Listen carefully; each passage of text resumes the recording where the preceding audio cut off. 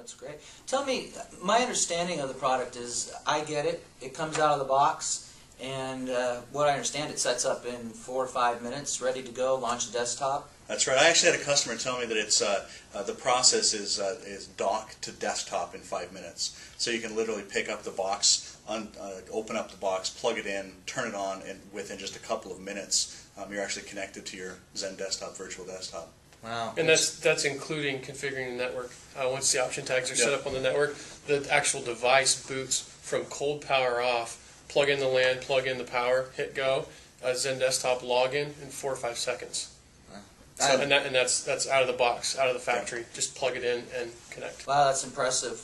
You said something there, and we're going to cover this in our next video. We're going to actually show the setup of one of these units. We're going to take it out of the box and connect it to a Zen desktop farm.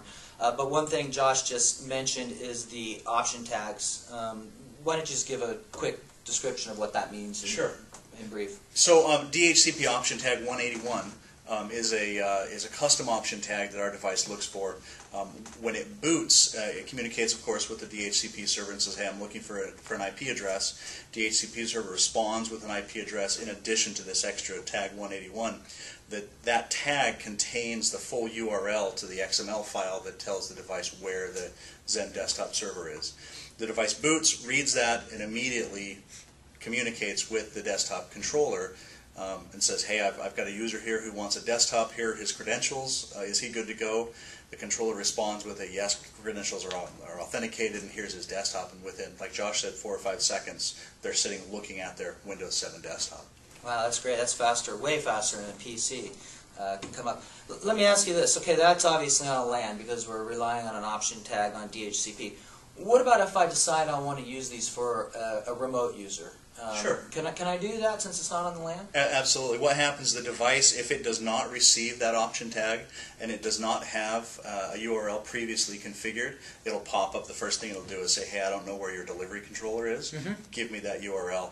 Manually enter that URL. It's saved on the device. Next time it boots, it knows where it is and just goes and communicates with it. So that first boot, if you don't have those DHCP option tags configured, can be longer than 5 seconds. It might be as long as 25 or 30 seconds. But once you've configured that, is it going to be... Then it moves to the 4 or 5 second mark. Exactly. So one-time configuration. First boot. Yeah. Okay. And of course, just like all Xeniths, low power, or excuse me, all Wyse, low power, hardly any management. Users can't break them because they're locked down. No moving parts.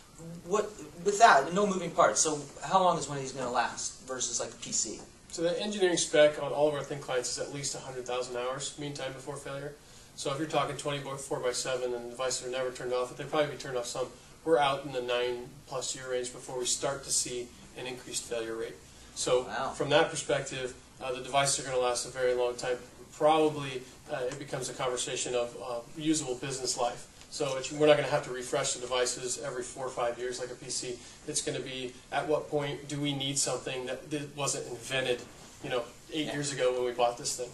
Yeah, so basically what we're going to see is we're going to save on the price of the device up front versus a PC.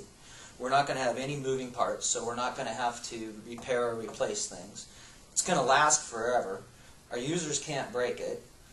What a great device. You know, what a great option for us. And something that people don't think about very often, the energy piece, typically save $50, $70, $90 a year depending on what PC you're comparing with when you load in all the back-end servers and everything else. But still, the device power consumption is so low that $70 per device per year is a pretty realistic savings to expect on energy consumption. It's really interesting to put the power consumption in perspective. This device uses less than 7 watts when it's fully active.